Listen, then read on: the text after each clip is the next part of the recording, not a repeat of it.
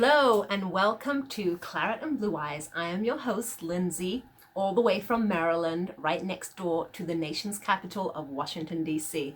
I just want to say thank you so much to everybody who subscribed, liked, commented, even joked as well. It was just so great to get so much positive feedback from all of you. So thank you guys so much. So guys, it has been an incredible summer. Oh my goodness. Absolutely incredible summer for Aston Villa. It's so funny. I was just thinking about it earlier, and you still want to pinch yourself sometimes because just over a year ago when we lost to Fulham, and then the next day we heard that a tax bill, could not be paid. That is how dire the situation was at the club. There was talk of Jack Grealish, our best player, having to leave, so that we could have money to pay for this tax bill. There was talk of Chester, another great player, who would have to leave. And then, you fast forward 1 year later, you flip the script, and here we are just spending over 100 million so far this summer and bringing in great players who are going to bolster and just help and be great assets to our Aston Villa squad. So today we signed number 11 and number 12. Yes, I said number 11 and number 12. I know it's still hard to believe. And I think what's really exciting about them. So we got Mr. Marvelous. There had been rumor for a while about him, the Zimbabwean international, and actually that's going to probably be the fourth Zimbabwean player to actually play in the Premier League. Many of you will remember Bruce Grobbelaar, a great Liverpool goalkeeper. So we're hoping that Mr. Marvelous is going to have a great time here in the Premier League. And I've heard some mixed reviews about him. Some people aren't quite sure of his quality, but I was reading an article of Dean Smith, and he said that he fits into the type of style that Dean Smith wants. He's a player that he feels like can work within the Dean Smith format. So, again, we've always said, we trust in Dean Smith, we trust in what he sees, and, his scouts and his analysts. So yeah, we'll see. But more importantly, I think a lot of you would agree. And of course, please feel free to disagree and feel free to comment and, ask questions. An excellent signing for us today was Tom Heaton, an excellent goalkeeper for Burnley, has been at Burnley for a while now, helped them, really become, a formidable squad in the Premier League. 33 years old, actually is, I would say he's probably second in line to Pickford in the England squad. Just done a great job with Burnley, and apparently some Burnley fans were really shocked that they sold him, but he has left the Claret and Blue for the real Claret and Blue. So we welcome Tom Heaton, and he gets to model that beautiful black goalkeeper top, which I know is going to be like such a popular shirt in the Aston Villa sales. But not only am I excited because obviously he's an experienced goalkeeper at 33 years of age, and I know that Jed Steer, he did a really great job towards the second half of our campaign last season in the championship, and oh my gosh, I will not forget those two incredible penalties that he saved against West Bromwich Albion in the second leg of the semi-final, which ultimately catapulted us to the final and ultimately got us back here into the Premier League. I will not forget those saves. But I know there's been a lot of talk. Is he ready for the Premier League? Should we give him a go? Has he earned that shot? Does he deserve that shot? And, I think it's hard sometimes, when we're really speaking about, someone earning something. Can someone, do they deserve, that role? And I think there's always going to be competition.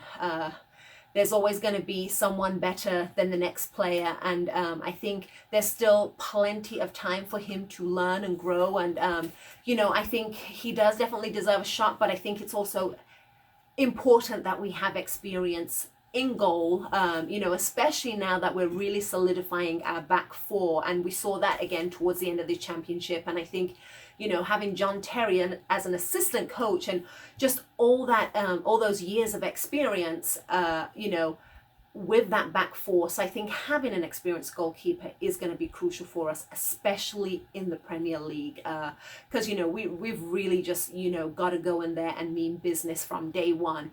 So I'm excited about his experience, but I'm also excited about his maturity. He's 33 years old, and I think when we had to offload a lot of our players, they were the kind of over 30s. Hey, I love the over 30s, and I think over 30s are great, but we do know that, we do need like this, young, fresh squad, and that's what Dean Smith is trying to work with, and that's what he enjoys working with. But there is something to be said about having, that those kind of older inspiration. So I think Tom Heaton is going to bring that maturity as well, going to bring just that experience of having been in the Premier League and that kind of, life experience as well. So I'm excited that we have signed him for that reason also. So, gosh, what is it? I think our spending is up to about 115 million so far. Forgive me if my figures are wrong. I cannot keep up because, it's just incredible. But 12 players, I mean, that's absolutely incredible. And I know, again, this whole debate of, 12 players, that's ridiculous. Why are they signing so many people? They're just going to do another Fulham. But, we have to sign players. We had no players left. We had to, bolster our squad. We had to build up our squad. And I think, people forget that this is the Premier League. If you have an injured player and you don't have a backup for that player waiting in the wings, you're going to be in trouble. So I think Dean Smith has made a point to have competition at every single position. So if someone is fatigued or if somebody is injured, we have a backup straight away who is going to play and, not be a weak link. So I think that's really important. And again, people get concerned about bringing in so many players and them not gelling in time. But I think the great thing is, some of them, they played for us last season. A few of these players, Dean Smith has actually worked with. Then a few of the players have come from the same squad, like Marvelous came from Club Brugge with Big Wes, and I believe they also both worked with Engels. So there's a lot of, unity within the team, and unity that will continue to be made and to continue to mesh together. So I don't think that's a problem. And I think the fact that Dean Smith has done business very early, this will be our fourth or fifth preseason friendly on Saturday. So, a good amount of time before we face Spurs next week. And so, guys, we have 1 week left until the transfer window is open. Till the transfer window is closed. And who knows? I've heard some rumors that we might get someone else, but I think if the window were to close today, I think we could rate that we've done probably an 8 or 9 out of 10 for business. Again, that's up to debate. I know everyone will probably think different things, but so the window closes next week. We have 1 week. So and that's interesting because I think it was just last season that they changed the rules where the Premier League actually closes its window before the first game of the season. So Premier League and Championship close on the 8th of August. League One and League Two don't close until the 2nd of September. Italy closes on the 23rd of August, and then Germany, France, and Spain also close on the 2nd of September. So, a bit of difference there, and I know there's been some debates, is that good for the Premier League? Is it not? Is it better that you actually have the window open till the end of August? Then people have played a few games, they can see, okay, do I have everyone I need in my squad? Do I need to get some more transfers? Do I need to loan some players out? So, I understand the debates there that, it's good to get all your business done, that this is your team for the beginning of the season. But then there also is that other side of, well, we might need some last minute adjustments. But, it's going to be an exciting week to see what everyone else does. Right now, we have spent the most money in the Premier League. Yes, Aston Villa have spent the most money in the Premier League right now. Actually, Arsenal may have today because I believe they signed Pepe. But, either way, I think we're like fourth or fifth in Europe. But again, we're not just spending money for the sake of spending money. I like the saying, someone said, this is not collect a player. So it's not collect a footballer. This is business that needed to be done. So it's important and it's great and it's exciting. Again, like I said, when you think of where we were just over a year ago to where we are now, being able to bring in these players. And another thing I love that Perslow said a few weeks ago in Minnesota was, we want players who want to play for Aston Villa. These guys want to play for Aston Villa. They want to shine in the Premier League. They want to work with Dean Smith. They want to work with John Terry. They want to be part of this squad and build on something and, kind of remind people of who Aston Villa are and the great history and the heritage that Aston Villa does have. So, okay, I've mentioned our two great signings today. If we were to look at, okay, what business have we done? We used to play this game when we were younger. I went to the shop and I bought, well, let me tell you what we bought. I went to the shop and I bought 4 centre backs, 1 left back, 2 centre midfield, 1 left wing, 2 right wings, 1 centre forward, and a goalkeeper. It's really exciting, guys, that we've been able to do that. And I'm really, really excited to see what Dean Smith does do with these players. That really, really means that there's going to be a lot of competition, like I mentioned before. And then we also have to wonder about some of these players like Bree and Lansbury and Koja and Hogan. What's going to happen to them? Are they going to try and fight for these spots? Will they get loaned out? Will they get sold? I heard today that Andre Green has gone on loan to Preston North End. So I think that's a good move for him. I think there's potential there, but he definitely needs playing time. Came up through the Villa Academy, which is great. So we wish him luck there, and I think he's going to have a good season there. So yeah, what is Smith going to do? So guys, how do we think Dean is going to structure the team this season? What formation is he going to use? What players is he going to use? I'm actually really excited to see what he's going to do. We know that he is just so attacking minded. I was listening to a podcast today that the BBC had done about Aston Villa. And it's really great to see, Sky Sports, BBC, NBC, all these big sports powerhouses, doing articles on Aston Villa again, really highlighting them and speaking about them and just all the great media coverage. And they were asking him, so, where do you think Aston Villa will finish? Or where do you want Villa to finish?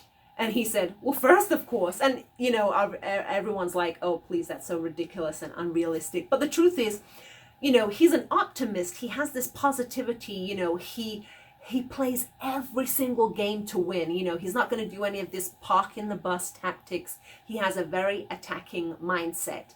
So it's exciting again to see, some of the new players that he has brought in, to see where they will go and how our lineup will end up being.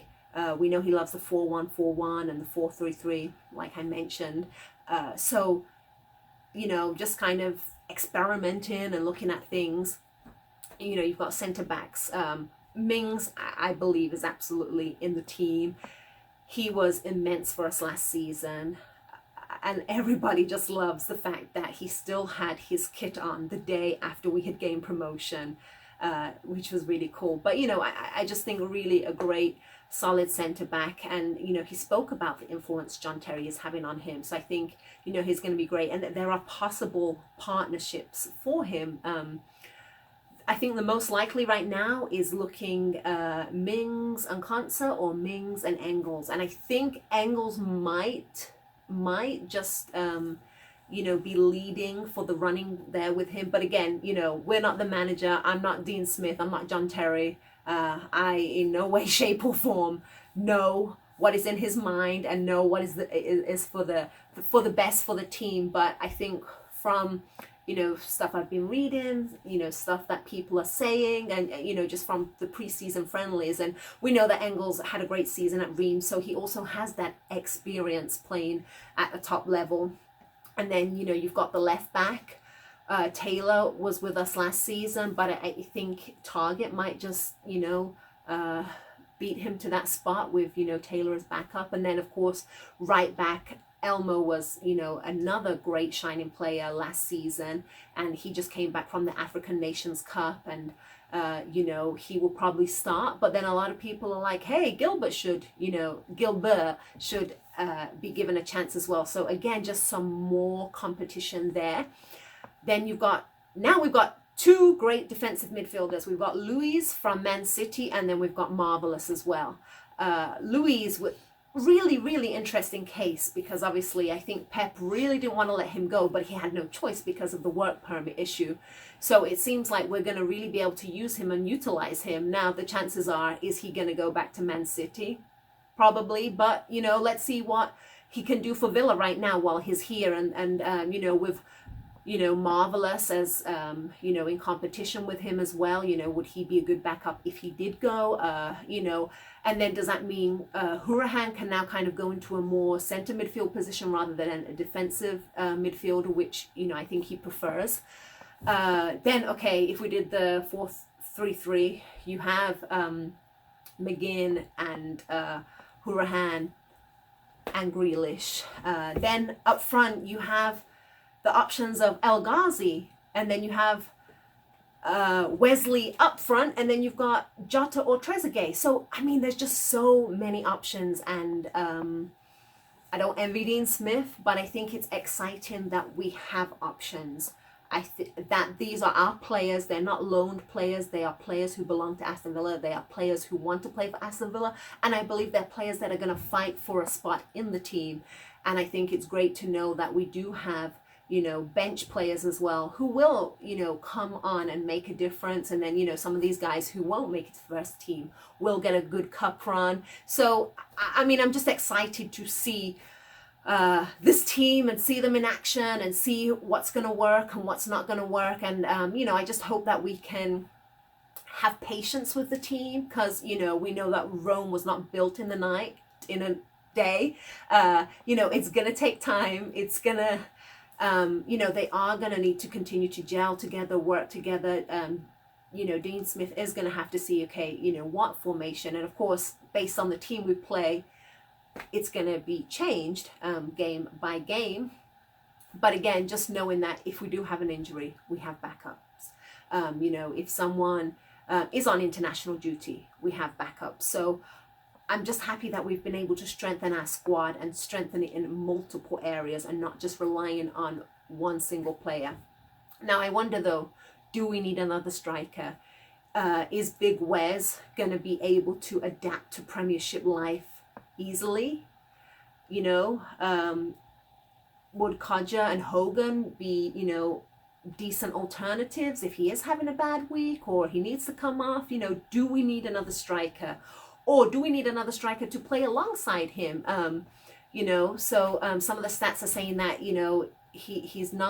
he kind of plays better in partnership sometimes. But then again, his play, will that give our creative midfielders and our wingers more opportunities to score as well? Is he going to work well with them? So again, I'm interested to see how things go.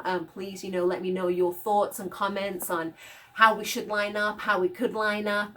Again, I'm just really excited that we have Heaton today, and just really excited to see what Aston Villa is going to do this season. So, guys, Saturday is our last preseason friendly, and then the following Saturday we will face Spurs. I wonder if, we're going to see the team on Saturday. Will that be the team we'll play Spurs the following week, or is it going to be more of kind of adjustments and just trying to see fitness and who clicks with who? We don't know. We'll see. But it's been a good preseason friendly, and I'm excited to see what happens. So before I leave, I just wanted to speak about some other quick transfers going on within the Premier League and other leagues. Today Arsenal signed Pepe, only 24 years old, I believe 22 goals and 11 assists as a winger. So that's some great statistics there, and I think he's going to fit in very well with Aubameyang and Lacazette, and kind of be on the wings there, and maybe give Lacazette the freedom to run up front. I don't know, but congratulations to Arsenal in signing him. Bale, oh my goodness, the Bale saga, it it just keeps on going, you know. Makes you speechless.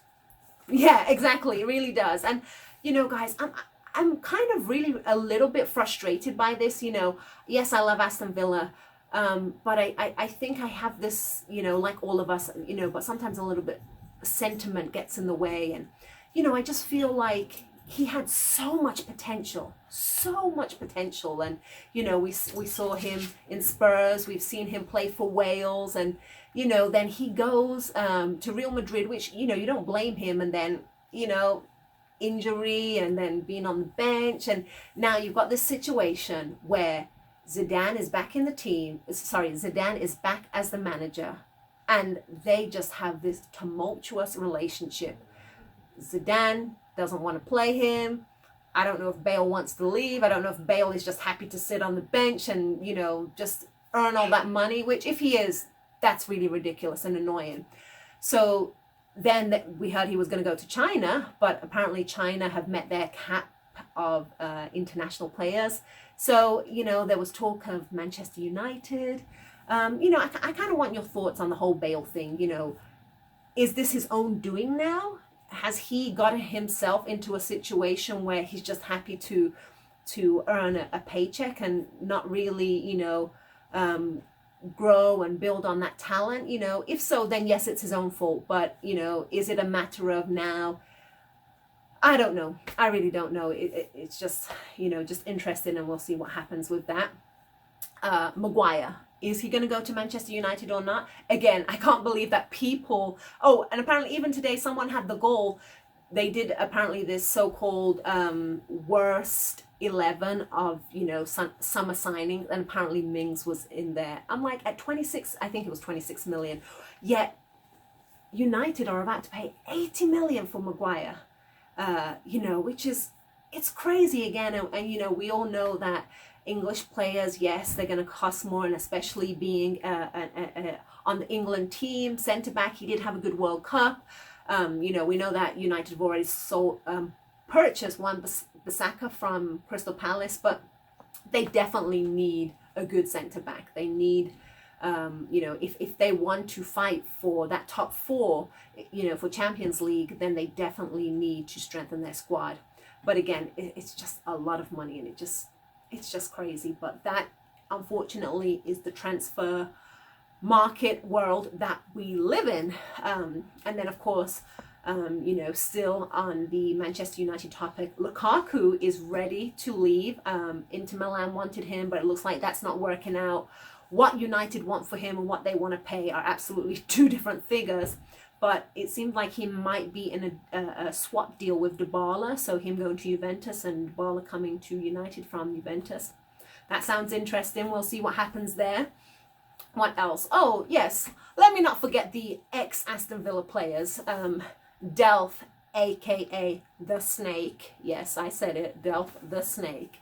You know, and people, sometimes people, you know, yes, they say that supporters are too harsh in their criticism and stuff like that.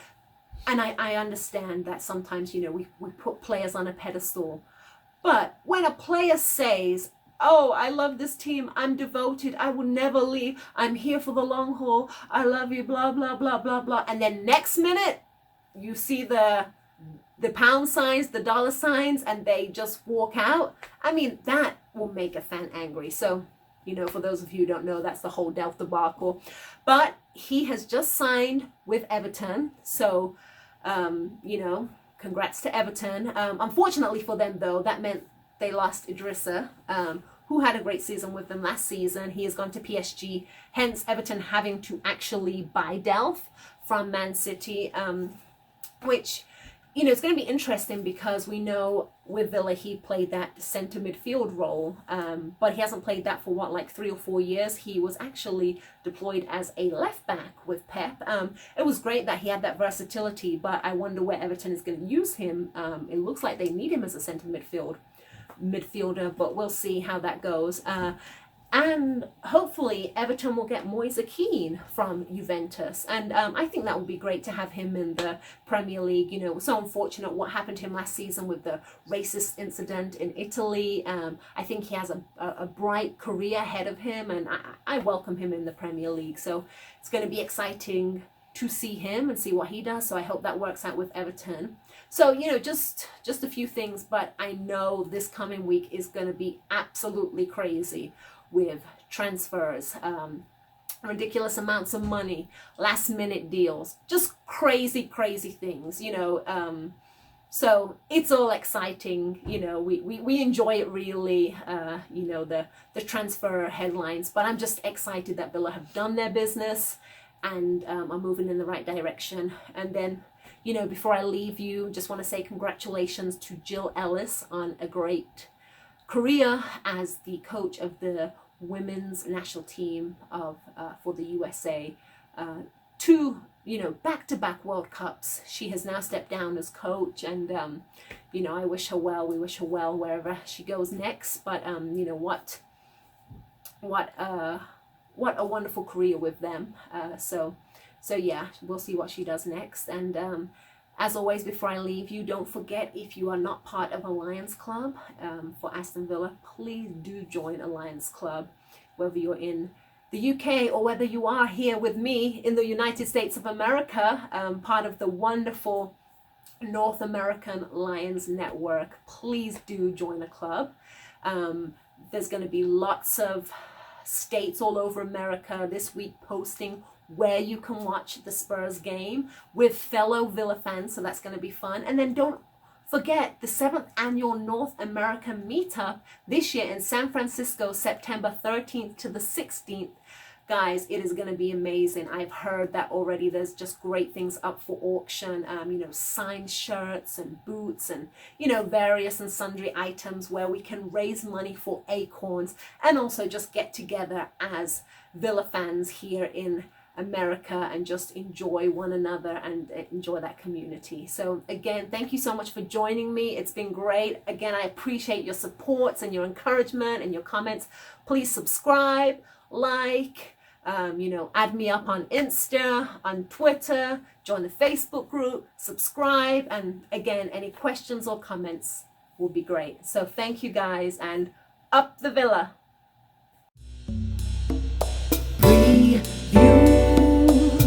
She's got the fixtures and the